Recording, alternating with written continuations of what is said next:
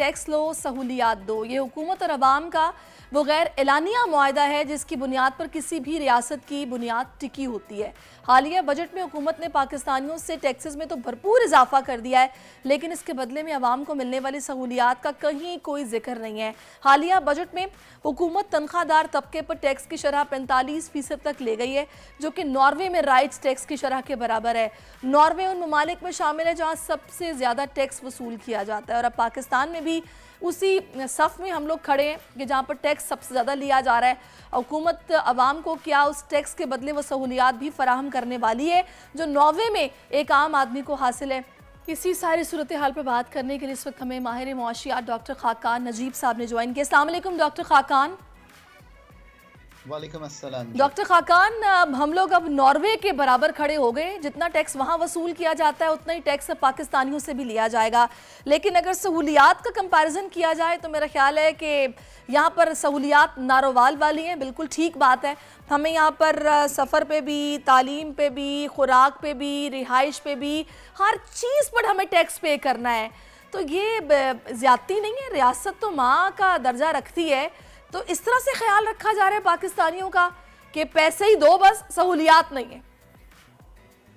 बिस्मिल्लाहिर्रहमानिर्रहीम। देखें, एक बात तो बिल्कुल ठीक है कि पाकिस्तान में पहले तो टैक्स के निज़ाम को मसावी बनाना जो है वो सबसे पहली equitable fair distribution of wealth करना जो है उससे उसका ताल्लुक है। इसका मतलब ये है कि अभी भी एग्रीकल्चर का जो निज़ाम है उसमें 9.5 अरब रुपए प्रोविंसेस मिल के कलेक्ट करेंगी और पूरा मुल्क जो है वो 13,000 अरब रुपया टैक्स दे रहा होगा। So I mean you have to really think about this.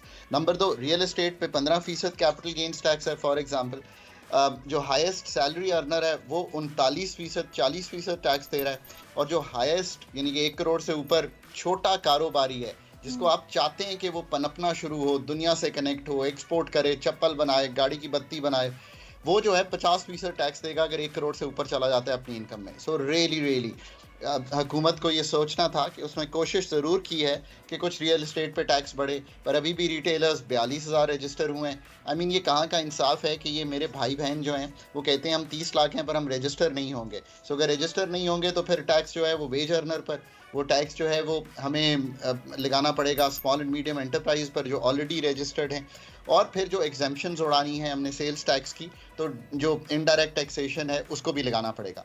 सो एक तो ये बात बिल्कुल मतलब यहाँ है। दूसरी बात ये है कि हमें अपने टैक्स के निज़ाम को जो कॉम्प्लेक्सिटीज़ हैं, जो विद होल्डिंग टैक्सेस लगाए हुए हैं हमने, जो हमने कस्टम्स ड्यूटीज़ इतनी लगाई हुई हैं, इस सब निज़ाम से भी तो निकालना है। अभी तक हुकूमत जो है एक मॉडर्न टैक्सेशन के निज़ाम की तरफ बढ़ नहीं पा रही जिसमें डेटा माइनिंग करके, Pakistan is the richest country in data. ये मतलब मैं नादरा का डेटा, पावर का डेटा, गैस का डेटा, कमर्शियल ट्रैवल का डेटा, गाड़ियां खरीदने का डेटा, प्रॉपर्टी का डेटा, ये सब डेटा हर एक का मौजूद है इस वक्त। Problem is not the digitalization of this data, the problem is data mining.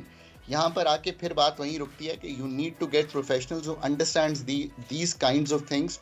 मसावी fair equitable taxation कैसे होनी है, कॉम्प्लेक्सिटी टैक्सेशन की कैसे दूर होनी है। मसला ये है कि आपको पता होगा कि बजट से पहले जब ये हुकूमत, जो नौमुंतखब हुकूमत थी, कुछ इन्होंने किफ़ायत शौरी की बात की थी कि जी अब तो हम अपनी मराद कम करेंगे और कुछ पैसे बचाएंगे, तो उससे हमें ये गुमा हुआ, गलत फहमी हुई कि शायद जो आगे बजट आएगा फिर महंगाई में कमी के भी चर्चे किए गए कि देखे जी कमी कर दी है, कमी कर दी है। लेकिन ये बजट आने के बाद जो एकदम से एक रेला आया महंगाई का, एक तूफान आया महंगाई का, ये फिर क्या सिर्फ वो एक लॉलीपॉप था या फिर वो आंखों में धूल झोंकने के बराबर था कि जो चर्चा हुई किफ़ायत शुआरी और महंगाई में कमी?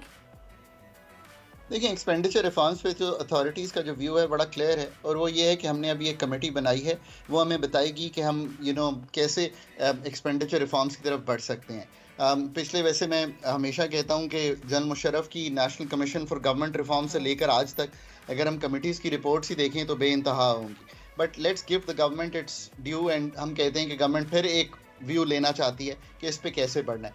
एक्सपेंडिचर रिफॉर्म जिसमें पेंशन्स का रिफॉर्म है, सब्सिडी का रिफॉर्म है, कौन से सब्जेक्ट्स जो हैं वो डिवॉल्व होने हैं 18वीं तरमीम के बाद, उनका रिफॉर्म है। पाकिस्तान की जो टैरिफ का पूरा निज़ाम है उसको ठीक करने का निज़ाम है।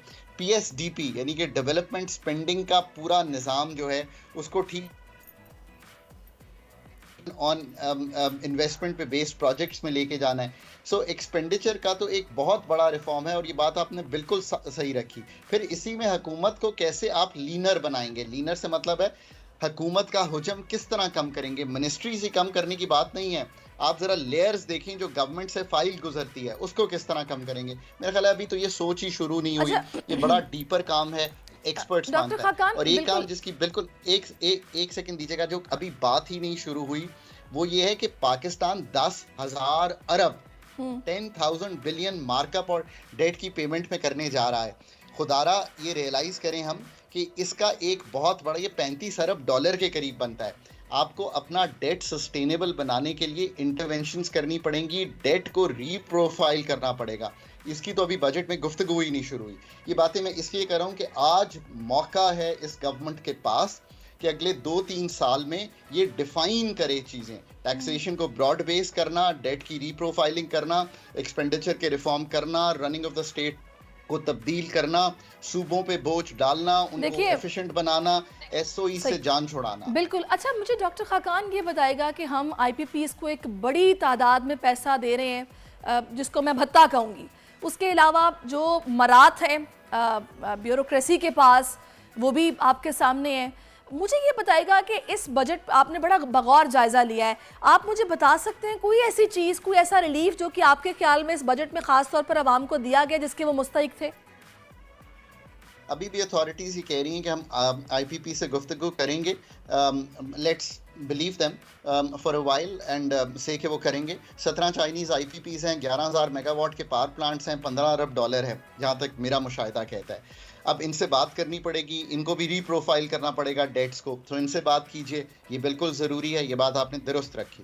नंबर 2, जो ब्यूरोक्रेसी एग्जीक्यूटिव और ये सारों की मराहत हैं, देखिए इनको तो मोनेटाइज करना पड़ेगा। मैंने सरकार में रहते हुए ये एक काम किया है, वो ये था कि जो गाड़ी है उसकी बजाय उनको उस वक्त 90,000 रुपये सही अपर केडर को, 50,000 नीचे वाले केडर को हम देते थे ताकि वो गाड़ी वापस ले ली जाए, उनको सहूलत दी जाए, उनके पास अपनी गाड़ी हो, वो उस गाड़ी को लेकर अपनी गाड़ी की खरीद सकें, उस गाड़ी पर अगर लेकिन डॉक्टर खाकान मुझे जो इस भी बात खर्चा की करना। समझ नहीं आती कि अभी जो पीपल्स पार्टी के साथ भी इनकी मुलाकात हुई है, गुफ्तगू हुई है, उनमें भी इन्होंने यही कहा है कि जी हमने तो बजट आईएमएफ के साथ मिलकर बनाया है, हम मजबूर हैं।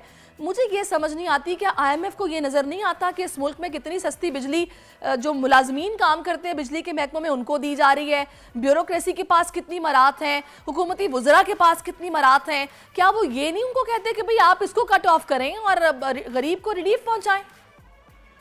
सो एक तो बात यह है कि IMF is a necessity, but IMF का क्या प्रोग्राम होगा that depends on you. I mean you have to define your programme.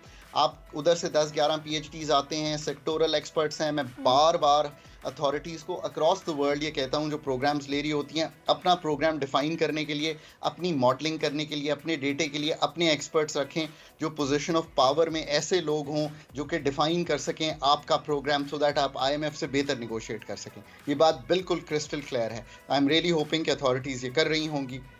We don't know, but let's really hope कि वो कर रही होंगी। दूसरी गुफ्तगू जो है वो ये है कि कुछ चीज़ें IMF आपको ये नहीं कह रहा कि बिजली के नर्ख बढ़ाएं, वो तो कह रहा है जो ओगरा और नेपरा ने नर्ख का तयन किया है इनको पास ऑन करें। आपको बताना है कि आप इसमें एफिशिएंसी ला के इन नर्खों को कैसे कम कर सकते हैं। ये ओनस तो आप पे है। IMF के पास पावर सेक्टर को ठीक करने की कोई एक्सपर्टीज नहीं है, ना मसला ही ये यही उनका तो काम है डॉक्टर साहब, मसला यही तो है कि अपनी आमदनी के जराए इन्होंने बढ़ाने हैं, वो भी अवाम पर मजीद बोझ डालकर। आप देखें कि जिसकी सालाना 1 करोड़ तक तनख्वाह है उसका 45% उसको टैक्स पे करना है। मुझे ये समझ नहीं आती कि डिजिटलाइज करना इकोनॉमी को, यहाँ पर नई टेक्नोलॉजीज लेके आना, एटलीस्ट यहाँ पर जो वसाइल मौजूद है उनका भरपूर इस्तेमाल करना, एक्सपोर्ट्स को बढ़ाना, लोगों को, तनख्वाहदार तबके को प्रॉपरली टैक्स नेट में लेके आना, उसके लिए कोई प्रॉपर हरबा इस्तेमाल नहीं किया जा रहा, कोई रिफॉर्म्स नहीं है, कोई मैकेनिज्म नहीं है, कोई स्ट्रेटजी नहीं है। जोर है तो बस एक बात पर, जी IMF ने कह दिया है पैसा आपकी जेबों से निकलेगा। GST 17% से बढ़ाकर कहाँ पहुंचा दिया है। आप 10 रुपए की चीज लेने भी जाएं तो उस पर भी आपको टैक्स पे करना पड़ेगा। ये हम किस मुल्क में रह रहे हैं जहां पर हमारे लिए कोई रिलीफ ही नहीं है? तो करेक्ट। अब ये सारे काम जो हैं अगले आने वाले चंद माह में आपको दिखाई देने चाहिए, जो आपकी सही डिमांड है। एक्सपेंडिचर का रिफॉर्म बड़ी क्लियरली हर चीज़ पे दिखाई देना चाहिए। सेल्स टैक्स को जब आपने कहा, हम कहते थे ना कि ये 3900 अरब की सेल्स टैक्स एग्जेम्पशंस हैं, इनको देखें। इसके साथ साथ मैं ये भी हमेशा कहता था कि 18% का रेट कम करना पड़ेगा, जिसकी आपने गुफ्तगू की। जब हम सेल्स टैक्स की बेस बढ़ाते हैं पूरे मुल्क में, तो IMF में, I am sure my folks, good folks in the IMF understand, right? उसका मतलब ये है कि ये 18 से कम करके 16 या 15 कर दिया जाए, चूंकि उसको हम मसावी कर रहे हैं और उसका बोझ बढ़ा रहे हैं। These are all the things that now the government has to do. I am really hoping कि गवर्नमेंट इस तरफ मूव करेगी।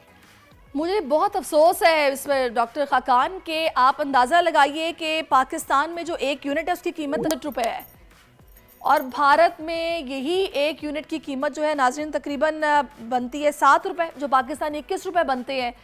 तो आप अंदाज़ा लगा लें कि वो लोग कहाँ खड़े हैं और हम लोग कहाँ खड़े हैं। डॉक्टर खाकान हमारे साथ मौजूद थे, आपका मैं शुक्रिया अदा करूँगी और यही दुआ करूँगी कि अल्लाह ताला इस मुल्क पर रहम करे। अदरवाइज़ अल्लाह ही हाफिज़ है जो सिचुएशन है, क्योंकि जब चीज़ों ने ऑटोमेटिकली चलना है ना, और ज़ोर सिर्फ एक चीज़ पर होगा कि अवाम पर बोझ डालो, इनसे निकलवाओ, बड़ा पैसा है पाकिस्तानियों के पास। खुदा का खौफ करें, कुछ रहम करें, कुछ आपसे भी पूछा जाएगा, कुछ आपकी भी जिम्मेदारी है। बात ही इस पर हो सकती है, तशवीश सिर्फ अफसोस ही किया जा सकता है, जो कि हम कर रहे हैं और बार बार बात करते भी रहेंगे। सब्सक्राइब करें और बेल दबाएं ताकि कोई खबर रह न जाए।